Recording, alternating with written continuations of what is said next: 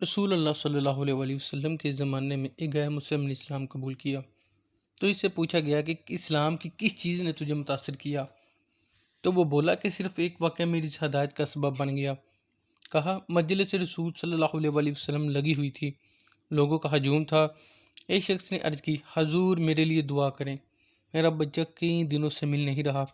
قبل اس کے کہ حضور ہاتھ اٹھاتے، ایک شخص مجلس میں موجود تھا، کھڑا ہو گیا، حضور میں ابھی بھی فلاں باغ سے گزر کر آیا ہوں، اس کا بچہ وہاں بچوں کے ساتھ کھیل رہا تھا۔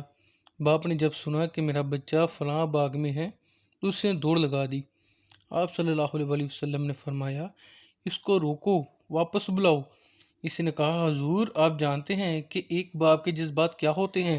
کہا اچھی طرح سے آگاہ ہوں میں، لیکن تمہیں بلایا ہے، بلانے کا بھی ایک مقصد ہے۔ اس نے کہا جی حضور ارشاد فرمائیں۔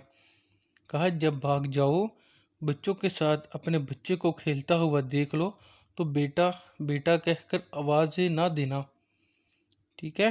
جو نام رکھا ہے اس نام سے پکارنا۔ کہا حضور میرا بیٹا ہے، اگر میں بیٹا کہہ کر بلاؤں تو حرج بھی کیا ہے؟ فرمایا تم کئی دنوں کے بچھڑے ہو، تمہارے لہجے میں بلا کا رس ہوگا، اور تم نہیں جانتے کہ کھیلنے والوں میں سے کوئی یتیم بھی ہو، اور جب تم اپنے بیٹے کو بیٹا کہہ کر پکارو گے، اتنا میٹھا لہجہ ہوگا تو اس کے دل پر چوٹ لگے گی اور کہے گا کاش آج میرا بھی باپ زندہ ہوتا، مجھے بیٹا کہہ کر پکارتا۔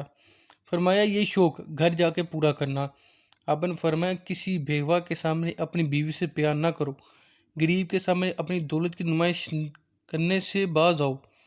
حضور صلی اللہ علیہ وسلم نے یہاں تک فرمایا کہ اپنے گوشت کی خوشبو سے اپنے ہمسائے کو تنگ نہ کرو۔ ایک غیر مسلم نے کہا کہ حضور صلی اللہ علیہ وسلم کے اس واقعے نے کسی یتیم کے سامنے اپنے بیٹے کو بیٹا کہہ کر پکارا، اس نے مجھے بتایا کہ اسلام کیا ہے۔